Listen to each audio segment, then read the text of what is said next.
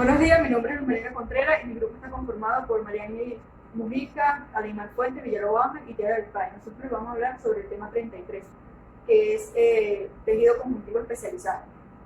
Yo les voy a hablar acerca de qué es la sangre, composición y su función. ¿Qué es la sangre? La sangre es un tejido conectivo líquido que circula por venas, arterias y capilares de todos los vertebrados. Su color rojo se debe a la presencia del pigmento hemoglobínico que se encuentra en los glóbulos rojos. También es un tipo de tejido conjuntivo especializado con una matriz colineal y una composición compleja.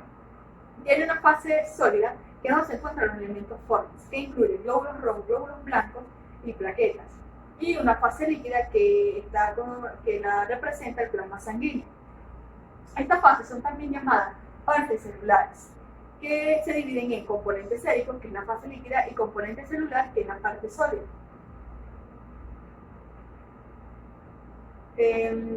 La función principal de la sangre es la distribución e integración sistémica, cuya contención en los vasos sanguíneos acepta esta distribución, aquí la circulación sanguínea y la distribuye por todo el cuerpo. Composición y funciones. El corazón, a través de una gran red de venas y arterias, bombea sangre. La sangre es un fluido con células vivas, transporta oxígeno y otras sustancias importantes para el cuerpo. También lleva a cabo funciones vitales, como el combate contra las infecciones. Entre sus funciones podemos encontrar y componentes que el 55% está compuesto por el plasma. El plasma distribuye las células y nutrientes. Está compuesto por proteínas necesarias como la albúmina, los factores de coagulación y inmunoglobina. Las inmunoglobinas son proteínas esenciales en el torrente sanguíneo. Estas hacen función notoria en nuestro equilibrio del sistema inmunológico. La albúmina es una proteína segregada por el hígado. Esta ayuda a mantener el líquido dentro del torrente sanguíneo sin que se filtre a otros tejidos. Los factores de coagulación son las proteínas originales de la sangre. Son las que hacen parte del coágulo sanguíneo. Forman parte del coágulo sanguíneo. Son 13 factores de coagulación. Se nombran en números romanos. Los dos primordiales es el fibrinógeno, que es la proteína soluble del plasma, y la protombina, que se encuentra pegado a la membrana plaquetaria. Todos ellos necesitan de cofactores de activación, como lo es el calcio y los fosfolípidos. El 45% restante de la sangre lo componen los glóbulos blancos, plaquetas y los glóbulos rojos. Debido a esto, la sangre se considera un tejido líquido conectivo, no un fluido. La sangre es el único tejido fluido del cuerpo. La sangre transporta oxígeno a todas las células de nuestro cuerpo y elimina el dióxido de carbono. La sangre absorbe el oxígeno del aire en los pulmones y transporta el oxígeno a las células de todo el cuerpo y elimina el dióxido de carbono del efecto de las células. En los pulmones, el dióxido de carbono se desplaza de la sangre al aire para ser luego exhalado. La sangre transporta nutrientes y hormonas. La sangre cumple función importante en la digestión y en el sistema endocrino. Durante la digestión, la sangre absorbe los nutrientes divididos al torrente sanguíneo a través de los capilares que se encuentran en las vellosidades que cubre el intestino delgado. Entre estos nutrientes podemos encontrar la glucosa, los aminoácidos, los ácidos grasos, los minerales y las vitaminas. Y la sangre transporta algunas hormonas que son secretadas por algunas glándulas del sistema endocrino que actúan en los órganos y tejidos. La sangre regula la temperatura corporal. ¿Cómo la sangre regula la temperatura corporal? La sangre absorbe el calor y lo distribuye por todo nuestro cuerpo. Los vasos sanguíneos se dilatan o se contraen cuando reaccionan a organismos del exterior, como son las bacterias y cambios internos hormonales y químicos. Esto ayuda a mantener la homeostasis por medio de la liberación o conservación del calor. Cuando esto ocurre, la sangre y el calor se desplaza más lejos o más cerca de la superficie cutánea donde se perderá el calor. Las plaquetas. Las plaquetas, su función principal es la coagulación de la sangre. Cuando hay una lesión de un vaso sanguíneo, las plaquetas y las proteínas se unen para formar un tapón plaquetario. Las plaquetas se ajuntan formando así un tapón plaquetario y las proteínas se ajuntan formando lo que son las fibrinas, formando las hebras denominadas fibrinas. Para finalizar, obtener lo que es el tapón plaquetario o el coágulo. De esta manera, deteniendo la pérdida de sangre.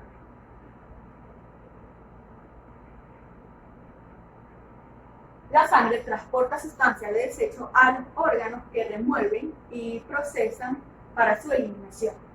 Por ejemplo, a los riñones y al hígado. A través de las arterias renales y venas renales, los riñones filtran sustancias como el agua y la creatinina y ácido úrico del plasma hacia los uréteros. La sangre también elimina toxinas del hígado. Durante la digestión de pura sangre que ha sido enriquecida con vitamina para luego ser enviada al resto del cuerpo. Los glóbulos rojos. Los glóbulos rojos son las células vivas que más componen al cuerpo. Su función principal es el transporte de oxígeno. Tiene forma de discos flexibles y bicóncavos, planos, redondos, con una depresión en el centro. Estos son los que constituyen los elementos formes en el 45% restante. Los glóbulos blancos. Los glóbulos blancos ayudan a combatir las infecciones. Hay 5 tipos de glóbulos blancos: los eosinófilos, los basófilos, monocitos, neutrófilos y linfocitos. Los neutrófilos son los que más abundan en los glóbulos blancos, un 60-70%. Ellos, en la sangre circular, ellos componen el 1% de la sangre circulante, pero cuando hay una infección o una inflamación, multiplican su producción. La sangre es un tejido renovable del cuerpo. Esto quiere decir que durante toda nuestra vida la producimos. Esto se encuentra en el material esponjoso del hueso, que es la médula ósea, ya que las células tienen un límite de vida. Los glóbulos blancos viven aproximadamente menos de un día, los glóbulos rojos 120 días y las plaquetas a cerca de 6. Gracias por su atención. Saludos, en esta oportunidad les voy a estar hablando de los elementos constitutivos de la sangre. La sangre, ese vehículo líquido de comunicación vital, se clasifica en 2 tipos: eritrocitos o glóbulos rojos y leucocitos o glóbulos blancos, aunque también contienen fragmentos celulares denominados plaquetas. Entre el componente celular, la mayoría son eritrocitos, un 99% de las células. El resto son leucocitos y plaquetas. Todas las células de la sangre provienen de una célula madre adulta común. En organismos adultos se encuentra en la médula ósea. Cuando la sangre se centrifuga, los diferentes elementos que la componen se separan por densidad. El componente más pesado son los eritrocitos, que quedan en el fondo del tubo. Más arriba están los leucocitos y las plaquetas, formando una fina banda blanquecina, mientras que el componente más ligero es el plasma y queda en la parte superior. La sangre típica contiene en hombres un 47% de promedio de eritrocitos, mientras que en las mujeres es de un 41%. Esto es lo que se denomina hematocrito, es decir, el porcentaje de volumen de glóbulos rojos respecto al total del volumen sanguíneo. El porcentaje de leucocitos y plaquetas es menos del 1%, el resto es plasma. ¿Pero qué es el plasma? El plasma es un líquido amarillento claro constituido por un 95% de agua y el 5% restante por diversas sustancias en solución y suspensión. Estas sustancias incluyen iones minerales como el sodio, potasio, calcio y cloro y pequeñas moléculas orgánicas como aminoácidos, ácidos grasos y glucosa y proteínas plasmáticas. En condiciones normales, las proteínas del plasma constituyen del 7 al 9% del total de su contenido. Esto equivale a un 6 a 8 gramos por 100 mililitros. Destacan 3 grandes grupos de proteínas: las albuminas, las globulinas y los factores de coagulación como el fibrinógeno. Las albuminas son las más pequeñas y abundantes y representan el 60% del total de las proteínas del plasma. Las sintetiza el hígado y actúan como transportadores de lípidos y hormonas esteroides en la sangre. Las globulinas representan el 40% de las proteínas del plasma y se dividen en alfa-globulinas, beta-globulinas y gamma-globulinas. Las alfa y beta-globulinas se sintetizan en el hígado y transportan lípidos y vitaminas liposolubles en la sangre. Las gamma-globulinas son anticuerpos producidos por células plasmáticas que resultan fundamentales en la defensa del organismo frente a las infecciones. Y el fibrinógeno es un importante factor de la coagulación, se sintetiza en el hígado y representa del 2 al 4% de las proteínas del plasma. En fin, para hablar de los elementos formes de la sangre, debemos de hablar de la hematopoiesis, que es la formación, maduración y paso a la circulación de todas las células sanguíneas. Los tres tipos de células sanguíneas no se originan en la sangre, sino que solamente la emplean para realizar sus funciones o para desplazarse de un lado a otro. En realidad proceden de un precursor común o célula madre que se origina en el tejido hematopoyético de la médula ósea y que es pluripotencial porque puede diferenciarse en cualquier tipo de célula sanguínea. En la vida embrionaria, la hematopoiesis tiene lugar en el hígado, vaso y ganglios linfáticos, en la última etapa del embarazo, y después del nacimiento tiene lugar en la médula ósea de todos los huesos. A partir de los 20 años, la médula ósea de las extremidades es invadida por células adiposas y la médula ósea activa persiste en huesos como lo son las vértebras, el esternón, las costillas, los huesos planos de la pelvis y los extremos del húmero y el fémur.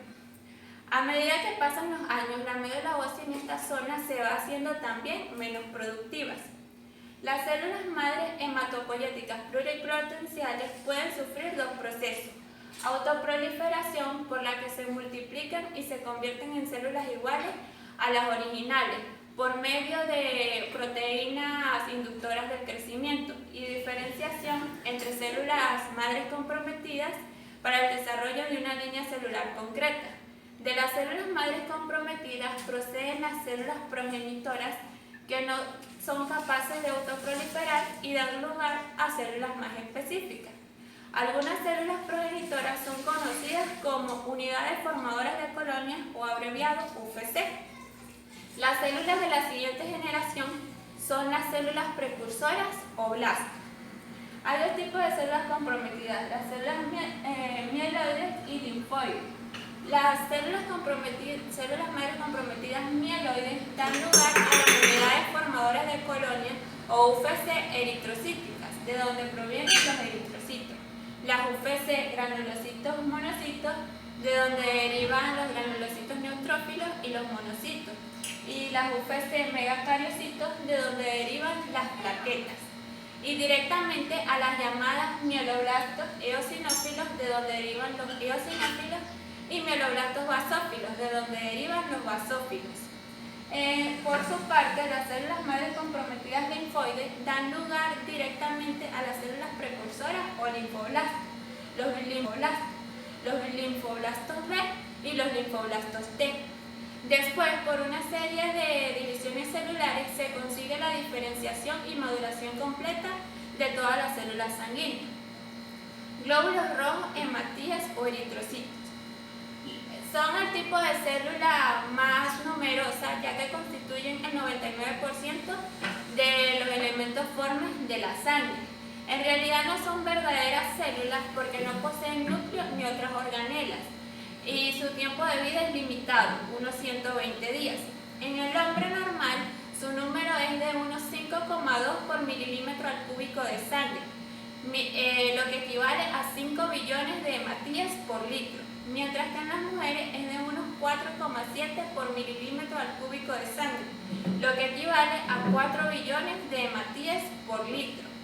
Su función principal es la de transportar la hemoglobina, en consecuencia llevar oxígeno desde los pulmones a los tejidos y dióxido de carbono desde los tejidos a los pulmones. La hemoglobina es la responsable del la sangre y la principal proteína de los eritrocitos. Hay unos 15 gramos de hemoglobina por decilitro de sangre. Morfología de los glóbulos rojos. Tienen forma de disco bicóncavo con la zona central deprimida debido a la ausencia de núcleo. Miden unas 8 micras de diámetro por 2 micras de espesor en la zona más ancha. No poseen orgánulos ni citoesqueleto transmembranal en la zona más alejada de la membrana plasmática. Contienen unos 450 miligramos por mililitro de hemoglobina. Esta es una proteína globular formada por 4 cadenas polipeptídicas unidas a un grupo hemo cada una y con un átomo de hierro en el centro capaz de combinarse con el oxígeno y el dióxido de carbono. La forma bicóncava proporciona al eritrocito una mayor relación superficie-volumen y aumenta su eficiencia en la difusión de oxígeno y dióxido de carbono a través de su membrana plasmática. La forma bicóncava de los glóbulos rojos es estable en condiciones normales, pero también pueden deformarse de manera extraordinaria pasando por capilares de unas 3 micras de diámetro, más pequeños que el propio eritrocito. Esto se consigue de dos maneras. Las membranas de los glóbulos rojos contienen una concentración por encima del 30% de colesterol. Esto las hace menos fluidas, más rígidas y más hidrófobas. Con ello tienen una membrana más resistente y que evita a su vez cualquier pérdida de contenido por estar bien selladas. Además, la membrana plasmática está anclada a una trama de citoesqueleto de unos 100 nanómetros de espesor que recubre toda la superficie interna de dicha membrana. Por ello, son capaces de responder y resistir a los cambios de forma. Esta trama proteica submembranosa de citoesqueleto está formada por glucoproteínas transmembranas, las glucoforinas y las proteínas banda 3, 4 y 5, además de una red asociada a la membrana formada por la espectrina, la anquirina y la actina. La espectrina está formada por dos subunidades, la cadena alfa y beta, que se enrollan formando filamentos en forma de hélice alfa. Estos filamentos se anclan a la membrana plasmática por medio de proteínas transmembranas como las glucoforinas y las proteínas banda 3. Los componentes extracelulares de la glucoforina A están glucosidados y son los responsables de los grupos sanguíneos. Hay más de 33 grupos sanguíneos, la mayoría de ellos muy raros. Para las transfusiones solo se tienen en cuenta dos tipos, el grupo ABO y el RH. El grupo ABO está determinado por dos antígenos, el A y el B, mientras que el O carece de ambos. Con respecto al grupo RH, o se tienen los antígenos que la determinan o no se tienen. Hablamos de RH positivo y RH negativo respectivamente. Las proteínas banda son transportadores. La 3 es un intercambiador carbonato-cloro y la 4 y 5 son transportadores de glucosa. Se denomina antígeno a cualquier sustancia extraña que se introduzca al organismo. Cuando esto sucede, el sistema inmune produce anticuerpos que reaccionan con el antígeno introducido para neutralizarlo o eliminarlo en caso de que resulten nocivos para el cuerpo humano. Leucocitos o glóbulos blancos. Los leucocitos son células sanguíneas verdaderas, puestos que tienen núcleo. Son las unidades móviles del sistema de protección o sistema inmune del cuerpo humano. Tienen un tamaño mayor que el de los hematíes y se encuentran en la circulación en un número mucho menor, de unos 5.000 a 10.000 por milímetro al cúbico de sangre, lo que equivale a 10.000 millones por litro. Hay dos tipos de leucocitos según contengan gránulos o no en el citoplasma. Los granulocitos o polimorfonucleares que tienen núcleos multilobulados y gránulos en el citoplasma. Se distinguen entre los neutrófilos, basófilos y eosinófilos, y los agranulocitos o mononucleares que no tienen gránulos en el citoplasma. Están los monocitos con núcleos en forma de riñón y los linfocitos con núcleos grandes y poco citoplasma. A pesar de que todos los linfocitos participan en la defensa del organismo frente a los agentes causantes de enfermedades, cada clase de célula cumple un papel diferente. Los neutrófilos y monocitos defienden al organismo al fagocitar microorganismos extraños. Los eosinófilos y basófilos aumentan en caso de reacciones alérgicas y los linfocitos defienden al organismo por medio de la llamada inmunidad específica. El ser humano adulto tiene unos 7.000 glóbulos blancos por milímetro al cúbico de sangre. Si su número es superior a 10.000 por milímetro al cúbico de sangre, se dice que tiene una leucocitosis. Si su número es inferior a 4.000, se dice que tiene una leucopenia. Por último, las plaquetas. Las plaquetas son pequeñas porciones de citoplasma sin núcleo y a microscopia óptica aparecen como estructuras pequeñas de unos 2 a 5 micras de diámetro. Provienen de los megacariocitos de la médula ósea y participan en la coagulación sanguínea. Cuando se rompe un vaso sanguíneo, las plaquetas se contraen en la zona afectada y ayudan a sellar la rotura para frenar el sangrado. Las plaquetas sobreviven en el torrente sanguíneo unos 9 días y son renovadas constantemente por nuevas células. Los valores normales de plaquetas en sangre van de los 150.000 a 400.000 por microlitro de sangre. Muchas gracias. Buenas tardes, mi nombre es Aleimar Fuentes. Yo les voy a hablar sobre la hemoglobina. La hemoglobina es una proteína globular que se encuentra en grandes concentraciones en los glóbulos rojos y se encarga del transporte del oxígeno desde el aparato respiratorio hacia los tejidos periféricos y del transporte del dióxido de carbono y protones desde los tejidos periféricos hacia los pulmones para ser secretado. Los valores normales en sangre de hemoglobina son de 12 a 16 gramos por decilitro en mujeres y de 12 a 18 gramos por decilitros en varones. Síntesis de la hemoglobina. La síntesis de la hemoglobina tiene lugar en los precursores hematopoyéticos del hemaque. Incluso su precursor hematopoyético más inmediato es el reticulocito. El grupo proteico y el grupo prostético se sintetizan por separado y en diferentes orgánulos. El primero, que es el proteico, se sintetiza en los ribosomas y el segundo, que es el prostético, en las mitocondrias. Las cadenas de globina son sintetizadas por los ribosomas celulares mediante la traducción de su ARN mensajero. Estas moléculas de ARN mensajero tienen una vida media larga suficiente para que el reticulocito mantenga su síntesis. Una vez que las cadenas de globina son sintetizadas, se liberan al citoplasma para unirse al grupo hemo. El hemo es sintetizado por las mitocondrias, donde se une la protoporfirina 9 con el ion ferroso antes de ser liberado al citoplasma. La protoporfirina 9 tiene lugar en el mismo lugar, aunque algunos pasos discurren en el citoplasma de la célula y lo hacen a partir de glicina y succinil coenzima A. Para que ésta se lleve a cabo correctamente es necesaria la presencia de la vitamina B6 para el correcto funcionamiento de la alacintasa. La biosíntesis del hemo tiene lugar, se da de manera distinta en el hígado y en la médula ósea. En el hígado tiene una velocidad limitada y está controlada principalmente por la alacintasa. En la médula ósea se produce en los eritroblastos y en los reticulocitos que aún contienen mitocondrias. Una vez sintetizados ambos grupos, primero se forma un monómero de hemoglobina con una cadena de globina y un grupo hemo. A continuación, el monómero se une a otro monómero formando un dímero. Y por último, el dímero se une a otro dímero formando el tetrámero final de la molécula de hemoglobina, que es esta, la molécula de hemoglobina. Cabe destacar que el oxígeno se fija al hemo en la molécula de hemoglobina que está acá. Degradación de la hemoglobina.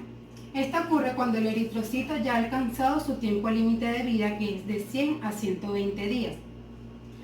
La membrana celular ya es débil y se rompe, y toda la hemoglobina liberada es fagocitada por algunos de los macrófagos tisulares como el de la médula ósea y el hígado. La degradación de la hemoglobina tiene lugar en la célula retículo endotelial. Luego de que la hemoglobina entre en su proceso de degradación, la molécula hemo y la molécula globina se separan. La globina se convierte en aminoácido que posteriormente será utilizado para la producción de proteínas. Y la hemoxigenasa, la cual es degradada del grupo hemo, abriéndose el anillo tetrapirrólico, se convierte en biliverdina. Luego de esto, la biliverdina, con ayuda de la enzima biliverdina reductasa, se convierte en bilirrubina. Y el hierro que es liberado es transportado a la médula ósea y el hígado para convertirlo en ferritina en caso de situaciones de necesidad. Los macrófagos en los tejidos transforman la porfirina perteneciente a la hemoglobina en bilirrubina, que viaja junto a la albúmina sérica, que es una proteína transportadora, desde el torrente sanguíneo hasta llegar al hígado, donde se separa y es secretada por la bilis. La bilis es el líquido que se denomina como amarillo verdoso de sabor amargo proveniente del hígado y que puede ser producido por el hígado de muchos vertebrados y que contiene sales biliares, proteínas y colesterol en un 3% de su contenido, mientras que el resto, que es el 97%, es agua.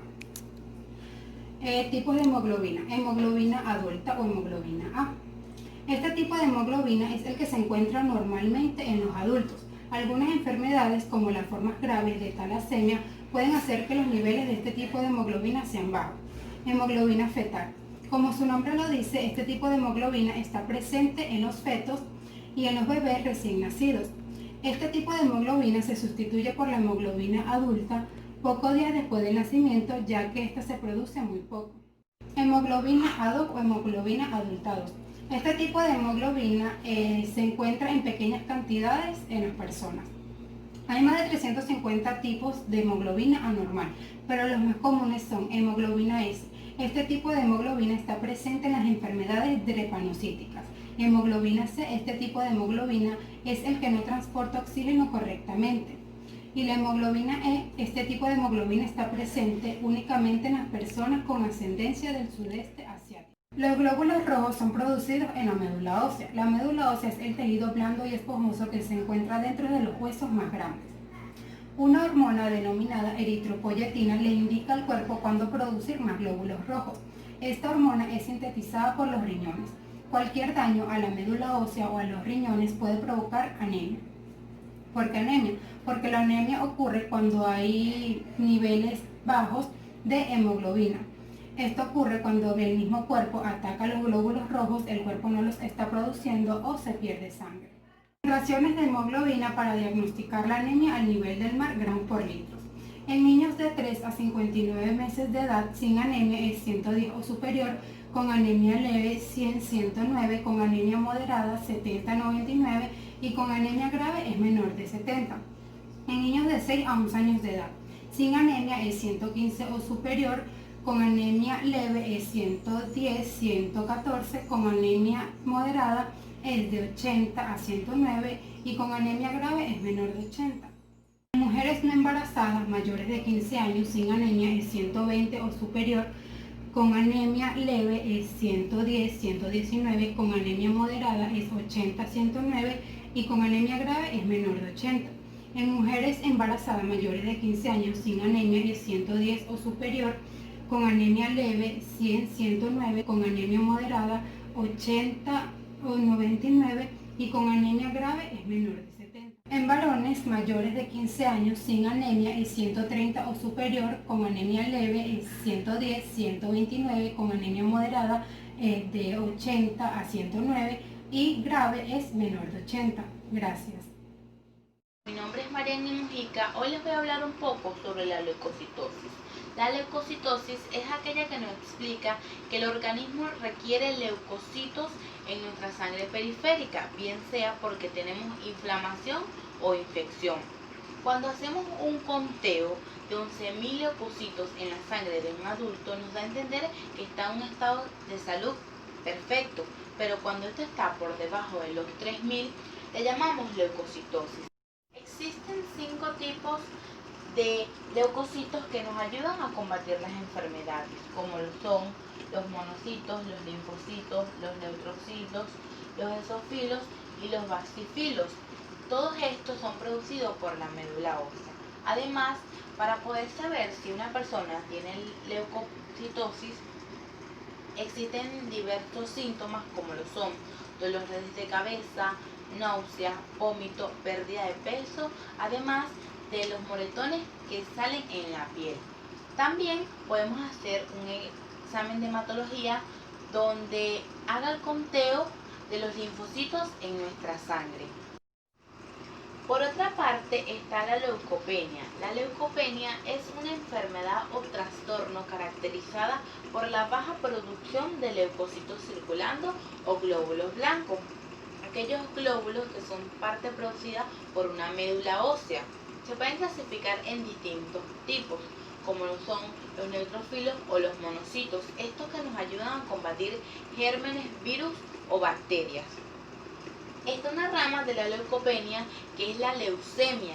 La leucemia es un trastorno donde la médula ósea empieza a fabricar glóbulos blancos anormales. También podemos padecer de enfermedades como lo es la tuberculosis, la anemia o la anorexia. Los síntomas de esta enfermedad son dolor de cabeza, mareo, náuseas, pérdida de peso y moretones. Para poder detectar esta enfermedad, lo hacemos a través de un examen de hematología que nos indica el conteo de los leucocitos por microlitro en nuestra sangre. Ahora les voy a hablar un poco sobre las plaquetas y su función. Las plaquetas o trombocitos son células sanguíneas indispensables para los vasos sanguíneos. Son producidos por una médula ósea, aquella médula ósea que es similar a una esponja en los tejidos de sus huesos. Esta médula ósea puede ser dañada por algunos tratamientos como la quimioterapia o otro tipo de medicamentos. Este es fundamental como fuente natural para el crecimiento y los vasos sanguíneos. A la hora de una lesión o una herida, las plaquetas se agrupan y tapan la lesión y paran el sangrado.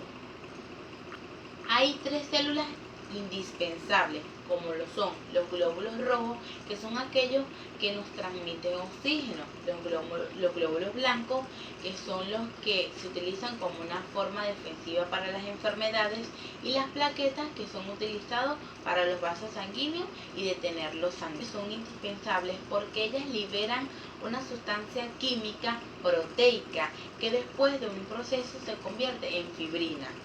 Además, ellas entre sí pueden enviar señales para tapar una lesión y detener un sangrado.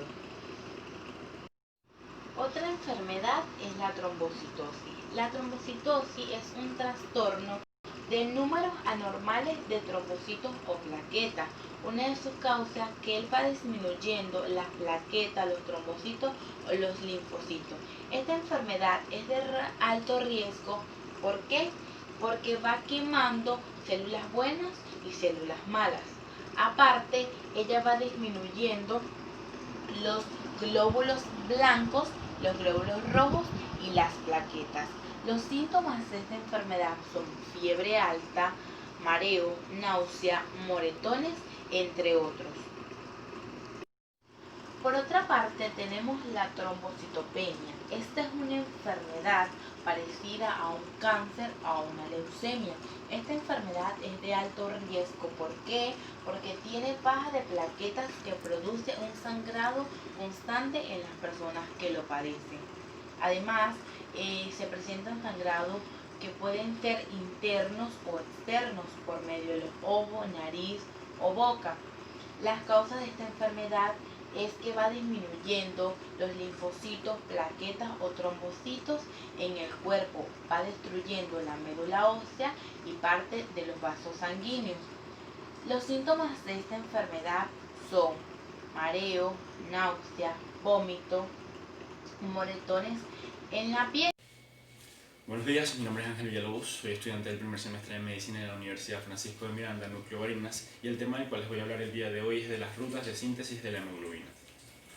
La hemoglobina es una proteína conjugada que está formada por una porción no proteica llamada grupo prostético y una parte verdaderamente proteica llamada apoproteínas.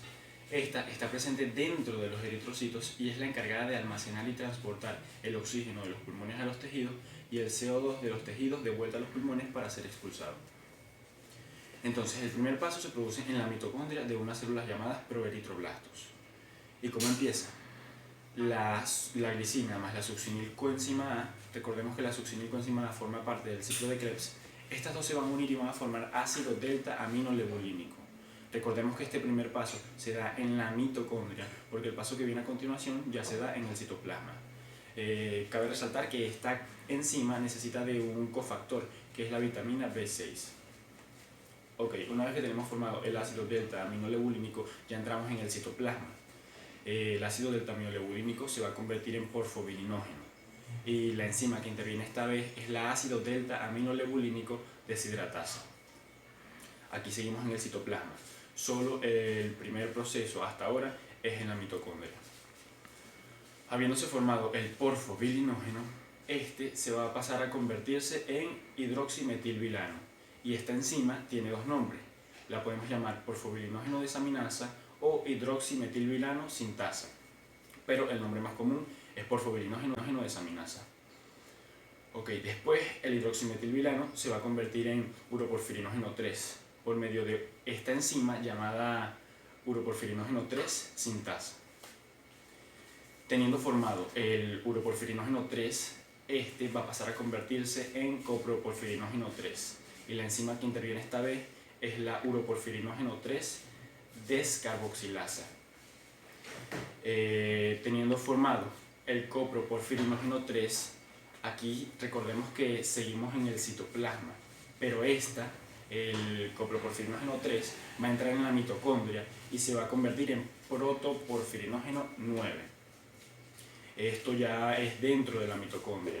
Entonces la enzima llamada coproporfirinógeno oxidasa actúa dentro de la mitocondria. El protoporfirinógeno 9 ahora se va a convertir en protoporfirina 9 y esta enzima que actúa en esta reacción es la protoporfirinógeno oxidasa. Cuando ya tenemos formada la protoporfirina 9, esta se va a convertir en el resultado final, en el producto final, que es el hemo. Y la enzima, que es la más importante, es la ferroquelatasa. A esta protoporfirina se le va a unir también el hierro. Es imprescindible, tiene que unirse el hierro para que se pueda formar el hemo. Al hemo después se le va a unir el grupo proteico, que es la globina, para así formar la hemoglobina. Degradación de la hemoglobina. Esta ocurre cuando el eritrocito probablemente ya alcanzó su tiempo límite de vida, el cual corresponde de 100 a 120 días. Cuando los glóbulos rojos viejos se rompen, la hemoglobina liberada es ingerida por macrófagos. Las cadenas de globina de la hemoglobina son degradadas a aminoácidos individuales, que son metabolizados por el hígado o usados para construir nuevas proteínas. El hierro es liberado del grupo hemo de la hemoglobina. La estructura que queda es convertida a biliverdina, la cual a su vez es convertida a bilirrubina. El hierro es transportado por la transferrina en la sangre a varios tejidos para almacenamiento o a la médula ósea para hacer nueva hemoglobina. La bilirrubina libre es transportada por la albúmina en la sangre hacia el hígado. Las células hepáticas se conjugan con la bilirrubina, la cual es excretada como parte de la bilis dentro del intestino delgado. Las bacterias intestinales convierten a la bilirrubina en derivados de la bilirrubina, los que contribuyen en el color de las heces. Algunos de los derivados de la bilirrubina son absorbidos dentro de la sangre y excretados por los riñones en la orina.